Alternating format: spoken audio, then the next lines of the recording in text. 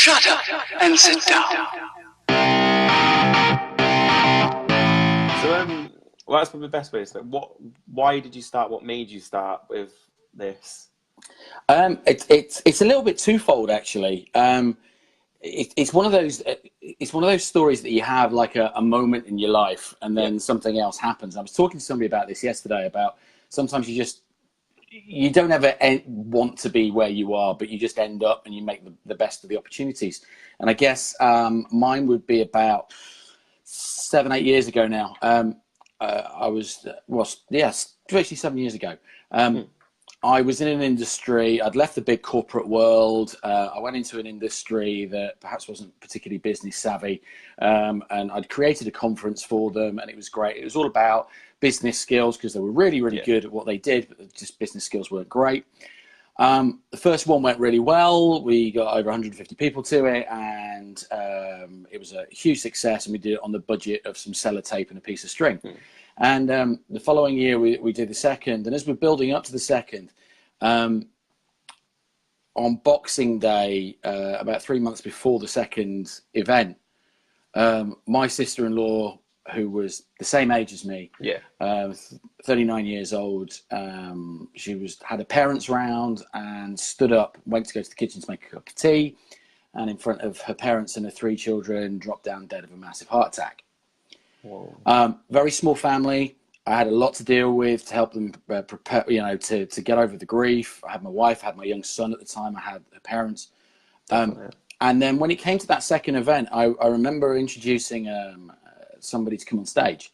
And it's one of those moments where in your own head, you think it lasts for about 5 minutes. Yeah. It doesn't. It must have lasted for a few seconds.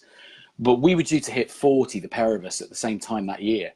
And it really struck me that I hadn't really achieved anything. Or in my head, I hadn't really achieved anything. And a few days later, because people were asking me more and more about business stuff within this industry, I hadn't had the opportunity to go to university. Okay. My parents couldn't afford it. So I went and enrolled myself online to do an MBA, which is quite a huge thing, really. Definitely. Which is quite massive. And then the business got bigger and bigger, and I had more and more small business owners coming to ask me about how to grow the business, because I'd grown the business really, really quickly. And I was really getting a kick out of helping them and coaching them and stuff like that. So I effectively sold my business and went into coaching full time. Yeah. But here's the real kicker. Here's the sort of like second path that led me to where I am. Being a man, when things get a little bit tough, you tend not to say anything. You just keep going. And in my case, I worked harder. I wrote a couple of books. I worked harder at my MBA. So much so that my online MBA should have taken me 3 years to do, but it actually took me 18 months.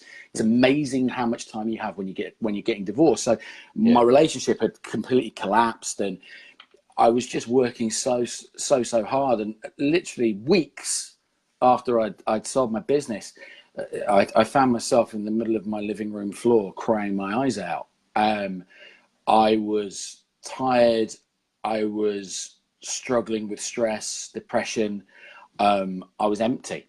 I was absolutely wiped out. It's like my brain had just said, look, you've been working 20 odd years. You've been made a lot of other people a lot of money. You've made yourself a few quid now. Nah. You need a rest now.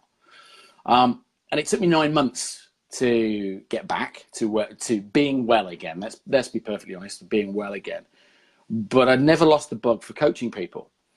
And I suppose now where I am right now is that I have perhaps a unique insight into the mind of a small business owner. And the reason I call myself your best kept business secret is because, twofold on that, is I had a business coach when I was growing my business. Yeah. And unfortunately, that business coach took every opportunity to claim anybody's success as his own.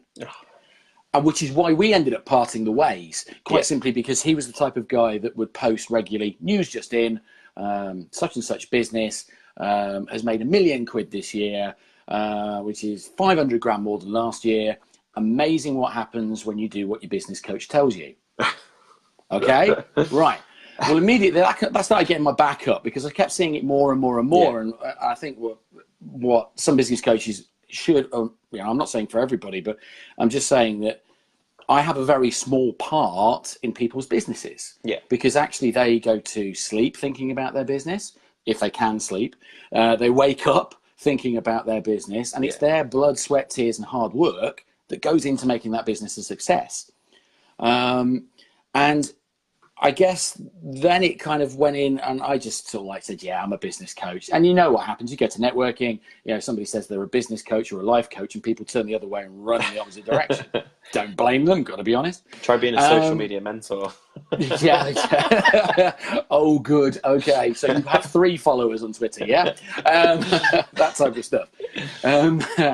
And one of my very first clients, I swear to God this is true, one of my very first clients doing really, really well.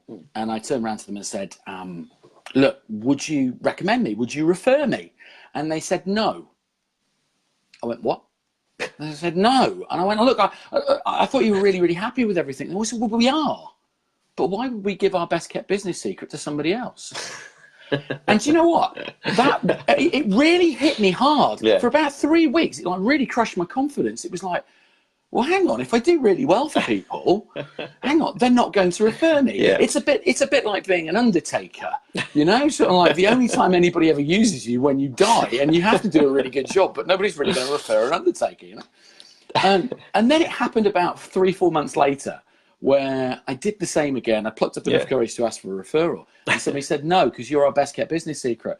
Do you know what? I just kind of just went, right, their success is not my success. Yeah. But you know what? I'm just going to run with this, because it's a simple case of, you know, I can be your best kept business secret. Yeah. You don't have to tell anybody you work with me. That's fine. That's cool. Providing you succeed, I'm happy as Larry. Yeah. You know, so that's where that name came from.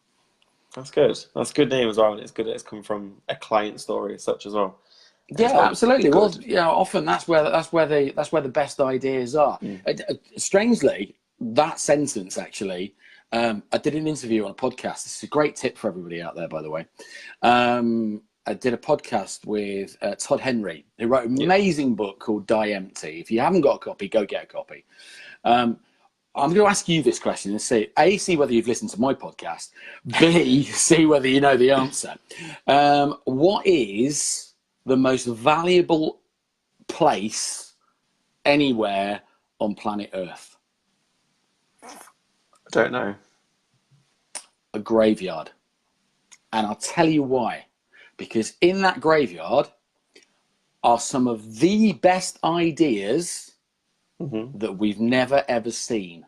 Because in that graveyard, those people turned around and said, I'll do it tomorrow. I'll do it next week. Yeah. I'll do it next month. I'll do it next year. Guess what?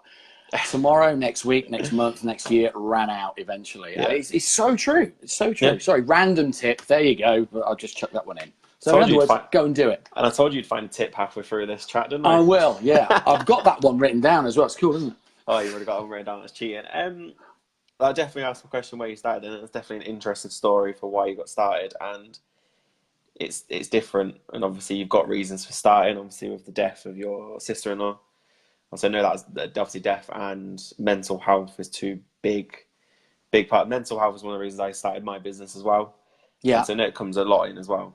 Yeah, definitely. But it's interesting because it's interesting because adding on to that, I posted a few weeks ago, and I got into a bit of trouble. I had some messages come at me, and it was really interesting that everybody has a backstory. Everybody watching this, listening to this, whatever, they have a story. Yeah.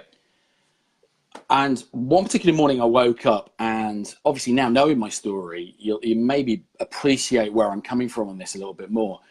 I woke up one morning, there were about 15 or 16 posts, everybody talking about their own mental health. It was like, you know, the first 15, 16 posts in this morning were like doom and gloom. I was nearly suicidal. I nearly did this. I nearly did that. Yeah. You know, it's great that people are talking about mental health. And, you know, I genuinely appreciate that people feel comfortable enough to talk about mental health. So I don't want people to stop doing that. Yeah, definitely. But what perplexed me was that there was no result at the end of that story. It became...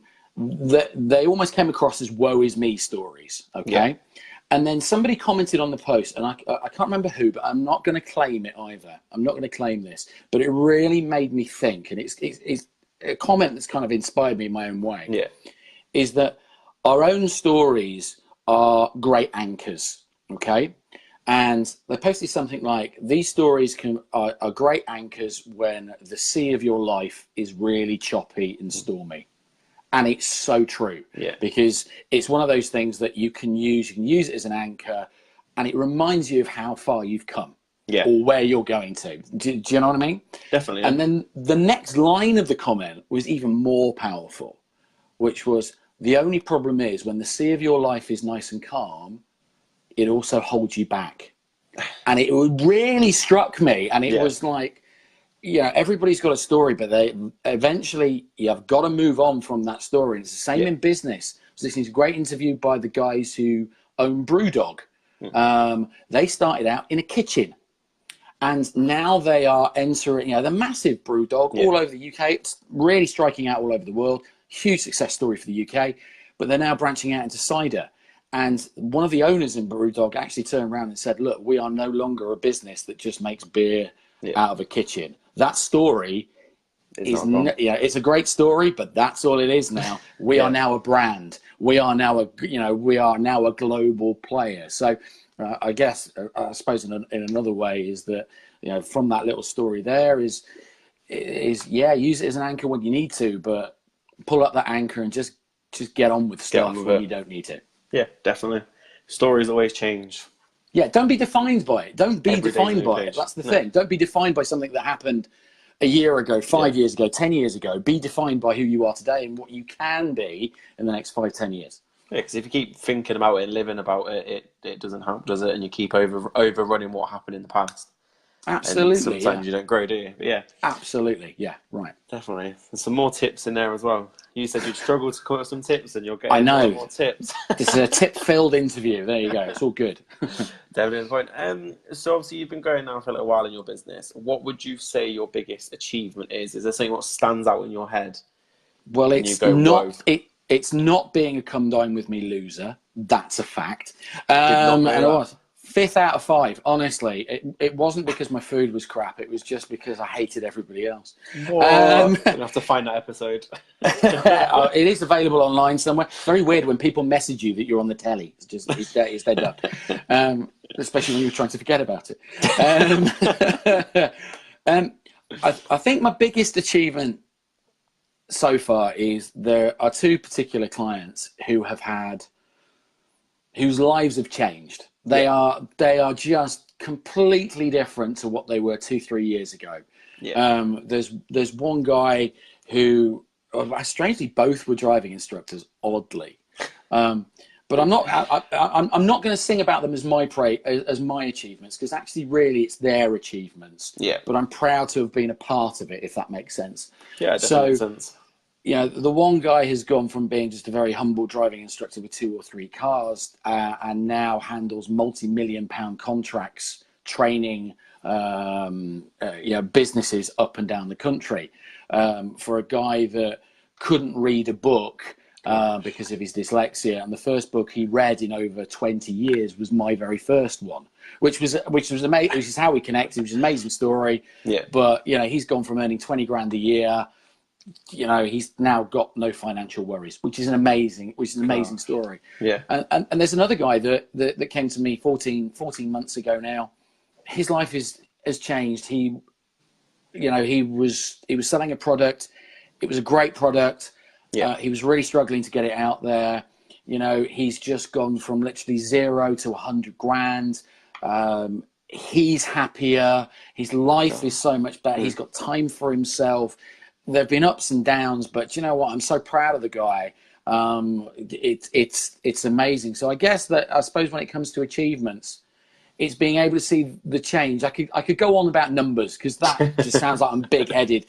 Doubled his sales, and they've got more clients, they've got more customers. But actually, it's the ones whose lives have changed because of it, because they've gone from thinking that it was possible to actually seeing that it is possible, if that makes sense.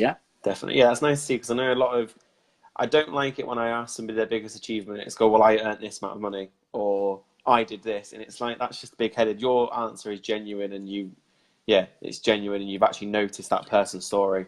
And this is the thing, is that sometimes when I've been on stage before, I'm now actually throwing that in, that I'm not a millionaire. Fact. Yeah. I am not a millionaire. But do you know what? Because of where I've come from, what I've done, do I live a comfortable life? Yes. Yeah. If at the end of the year I can go on a holiday, if I can pay my bills, if I've got a car on the drive, if I've got a roof over my head, and if I can put some money to one side for my son to go to university, who's, he's doing his GCSEs this year. So, in 2 years' time, that is going to be a massive reality. So he has the opportunity to go to university. I didn't, but I'd love him to have that opportunity. And if he doesn't want to go, that's fine too. He's then got a pot of money to put on the deposit for a flat or start his own business, whatever. That makes me happy. Do you know what I mean? That means that my life is in a good place, and it also means that sometimes that I can take opportunities when they arise. If you'd asked me, 2-3 years ago, could I have afforded to take on opportunity? I've just bought 50% of an online business magazine that's read in 23 countries. God. Did I have that opportunity? No. Yeah. But I have now. And that makes me smile. So, I can stand on stage and say, no, I'm not a millionaire, but am I doing what I want to do with passion, with feeling? Yes, I am. And that's different from perhaps a lot of coaches or gurus, as they like to call themselves, mentors, whatever they want to call themselves this week. I definitely don't call myself a guru, if that helps. That's my one term that I do not like, is guru. I get a lot of times, because I do social media, I get, oh, you're the social media guru. It's like, I'm not a guru. Please don't call me that. It's one of them terms, isn't it? That it's almost like there should be a giant halo with a giant load of lights behind you. Go, as soon as you walk in the room. Yeah. That is always like. I've only got 2 more questions. But what I'm going to do now is, if anybody watching has got any questions, drop them in the comments below, and obviously we'll get to them at the end. My last 2 questions are: have you got anything coming up soon that you wanted to tell the audience about? Or anything, obviously, because you've got a book, you've got your book. We've got the relaunch of the Small Business Growth magazine, which is on the 29th. So it's 2 weeks today. Yeah. So I've been working really hard at this. Redesigned. It is online. I'll be spreading it all over the place. It'll be available in Apple Store. It'll be available on Google Store. Download from the website. It's only sort of like, £2 a copy, which is great, but it's got some great articles in there. And like I said, they are designed on the how and the what. It's not the whimsical, it's the how and the what to help you grow your business. Very excited about that. The only other thing, if people want a free, people like free is good, digital copy of this book. I have to look at the camera to know where that is. Okay, it's random, isn't it? Okay, this book, which is worth a tenner, by the way, or a very good doorstop, up to you. Go to my website, which is www.markford.uk. So .uk. Just sign up to put your email in there, send, job done. You can download it, and you'll also get some an email a day for 20 days. Just me asking you a business coaching question, just to get you thinking about your business in a very different way. That's it. You see? Nice. So it's a magazine which is £2 and something for free. That's all I'm here. I'm not flogging you anything. That's no nice. £2,000 12-step programs here. None of that. That is nice. I'm going to get that book as well, because I go on holiday on Saturday. So I'm going to order the book. And if nothing else, it will make you fall asleep on the plane. It's fine. It's all good. I understand that. I can't do sleeping on the plane. You can listen to my podcast. That'll send you to sleep on the plane. That won't be a problem. I'm sure it's not that bad. I do actually need to give it a listen. I listened to a couple of episodes, but I do need to give a proper. I will download it, because at the moment I've only got Gary V's podcast. I think that's it. Saved, right. So I need some more. But do you want to leave a link in the comments below to the magazine? Because I will do, absolutely. I'll pop that in a bit. What questions have we got? The questions we've got is, Maria's asked, do you still draw? Yes, I guess you know what that's about. I was asked about this yesterday. I did an interview for a podcast. It was based in Nairobi. I love this planet that we're now on. It's mental.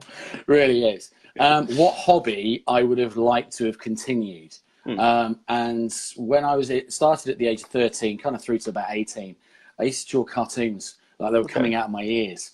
I went and did work experience at Central TV just for a week. And it was when the Teenage Mutant Ninja Turtles, Heroes in a Half Shell, were massive. Yeah. And I went there and I just doodled, swear to God this is true, I doodled Teenage Mutant Ninja Toilets, Hero with a Chain On. Right? That's all I did, right? About 2 years later, I'd never thought anything of it. But 2 years later, I finished a shift at Gateway Supermarkets. I'm living in a bedsit in Malvern in Worcestershire. And I've got home, it's about 4 o'clock in the afternoon. Kids' TV is on. And I switch on the TV, and there was a show that was done by the same creators of Spitting Image. What am I watching? Teenage Mutant Ninja Toilets, Hero with a Chain On. Come on, guys. I kind of took that as a sign. I just took that as a sign as like, this is never going to work. And it's only in the last couple of years, and actually when I became well again, I did start using some cartoon. I did start doing a little bit of drawing. So if you look at the podcast, a lot of the designs of the podcast are now my drawings, very retro, very pop arty type things. But I've started using more and more cartoons now in my presentations. If anything, just to mask that the fact the speaker is crap, it's fine. They can just look at the cartoons. It's far easier, you know? Doing distracting with pictures. Yeah, look at the pictures, not at the idiot on stage. It's fine. Yeah? That's good. That's good. I think this question might have come through while you were talking about the magazine, but it's, what's the magazine called? What's it about, and who's it for? Okay, it's called the Small Business Growth Magazine. Yeah. What it's about the how and the what to grow a small business. It's very, very simple. We're not going to be talking about how to make your 35th millionth quid. You're not going to see covers of Karen Brady or Alan Sugar on the front. As nice as it is to talk to them, and I'm sure they're very, very inspirational, there's a massive disconnect between where they are right now and where small business owners are, if that makes sense. Definitely. So it's going to be full of real advice, genuine stuff that works, not just whimsically works. You can take bits out of it. You can do, you can dip in, dip out. It's all good. And it's aimed at startups, to people who want to achieve that first £1 million in turnover. So that's what the magazine's about. I'll get that shared on my social media, because I know a lot of people who would probably be interested in something like that. Great stuff. Relaunch is 2 weeks. 2 weeks today. Trust me, you will not be able to move on social media for me not sharing the crap out of it. You really won't. And likewise, I'll share as well, so don't worry about that. Good man. The comments have now disappeared, and I don't know why. They've disappeared off my phone and my laptop. I don't think there was any more. But what we'll finish on, and I hope you've now got these written down, is your 3 top tips for everybody watching. Okay, 3 top tips. Number 1, ask for help. We are, as business owners, we are incredibly proud people, and quite rightly, because actually we are, do you know what, and here's the thing that most people don't understand. The turnover of this country is driven by small business. I think it's around about 99.3% of the turnover of this country, all right, is generated by small business owners. But we are only ever talking about the big businesses. Yeah. That's all we're ever talking about. So it's mental. It really is mental. You have chosen a path that is not very easy. If it was easy, you'd go and be employed by somebody else. It's as simple as that. Yeah. So if you think you're struggling with something, whether it's mentally or business-wise, ask for help. Reach out to the people that you know or you think can help you. And some of the best advice is going to be for free. It really is. Just reach out, genuinely. So that's tip number 1. Tip number 2 is JFDI. And do it. If you think there is a gap in a market, if there is something that is not being catered for right now, go and do it. Every single business is a problem solver. Since the dawn of time, every business is a problem solver. If you find a problem that is not being solved for your ideal customer and client, build it. And I'll give you a great example of this. And I used this yesterday. was that someone somewhere in Apple, I would like to think this happened anyway, but that someone somewhere in Apple went, do you know what? I really like this iPod, but I really like this Motorola flip phone, but I don't like carrying two devices. Yeah.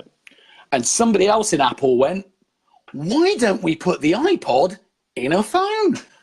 Boom. Yeah? It could be that simple. Genuinely, it could be that simple. So if there isn't a doorway, go kick one in. Simple as that. Go and make it for it. And last but not least is do simple brilliantly. Yes. Seth Godin, that was the word. That was the name I was trying to bring in. Seth Godin has just recently come out and he just said, look, there is no, I mean, if you don't already realize this, honestly, you've been hiding under a rock somewhere. But there is no new stuff. Yeah. Stuff that comes out of my mouth, stuff that comes out of your mouth, it ain't new. It's just the teacher, the person that's saying it is very different. But all the simple stuff has already been done. Yeah. The difference between a successful business and a business that just exists or struggles is the successful one does simple brilliantly. Yeah. And if you can do simple brilliantly, you will already be head and shoulders above all your competitors. Because quite simply, they're too busy looking for the silver bullet, the shortcut to make them a millionaire or a megastar or a rock star or whatever. So just do simple brilliantly. Brilliantly, yeah. And those are 3 tips. There you go. That was amazing. The first one is one that I think a lot of people forget, and I know that a lot of people, even to be fair, even when I started my business, you don't ask for help because you're scared to. And then as soon as you ask for advice, and like you said, a lot of the advice you can get is for free. Yeah. Take this show for an example. People are getting insights for free, and yeah, it's I don't even know what it was. Especially the first 6 months of me doing my business, it was I'm too scared to ask for advice. What happens if that question is stupid? What happens if I should know that question? And they play in your mind, but as soon as you ask for help, it's like, oh, that's easy. But strangely, there's a lot of people that are watching this that go networking, right? And I guess this is something that I've learned over the last few years since I've become well again, is you are the sum of the people that you're surrounded by. And it's normally 5 people. If you look at the 5 people that are closest to you, that you talk about business with, and you have one of them in there that's always negative, that's always going, yeah, but it probably won't work. It's likely not to work. It's likely to fail. Do yourself a favor, get rid. Yeah. Simple. You should be surrounded, certainly in business, with a hugely positive accountant. You should be surrounded by a positive website designer. Yeah. You should be surrounded by a positive business coach. Hello. You should be surrounded by a positive social media guru. Back at you. There you go, right? You should be surrounded. Just saying. You should be surrounded. Fact. All right. You should be surrounded by 5 really positive people, because in business, especially when you're self-employed, when things are great, they are great. Yeah. When things are bad, they're normally pretty damn bad. There's kind of no in between. It's either up there or it's down there. Definitely. And that's where you need those 5 positive people that can help and aid your business to grow, because they'll remind you why you're doing this. They will remind you how to get around it. They will remind you that actually there are so many options out there that it's ridiculous. So if you are struggling, and I'm putting this out here right now. If you think that you're struggling in your business and you just want, just 10, 15 minutes of my time, get in touch. Not a problem. Nothing else. You'll have a nice chat over a cup of tea. Nothing else. Genuinely, just reach out, and you need to surround yourself with those positive people. I do agree. And it's the same to anybody else as well. If they want 10 minutes of my time, I'm more than happy to. I gave 15. Honestly, if you're not going to do 15 minutes, come on, do 15 minutes. Come on. Actually, my one-to-one consultations are 20 minutes. So. Oh, right, okay. Mine will be 25. This is not a bidding war, right? We'll end up giving away hours of our time for free. Yeah, no, we're not doing that. That would never work. That's great. It was great to have you on. I've learned a lot about just business in general, but a lot about you. I'm now going to Google the episode where you're on Come Down with me, so I can go and watch Thank it. you so much for that. Don't share that. Don't you dare share that. I promise I will try not to. Good man. But it's great to have you on. Thank you for watching. If you've got any more questions, just drop them in the comments below, and whoever it's directed to will get back to you soon. And I believe Marc's going to drop a comment to his business magazine. If that's okay in your comments, and the digital copy of your book. Yeah, absolutely. And if you can hit me up with a copy of your book as well, that'd be great. No worries. I'll sort that out for you, my friend. I'll Not a problem. and hopefully get it before I go on holiday. But yeah, it's great to see you, and obviously thanks for watching. And I hope everyone... Shut up and sit down.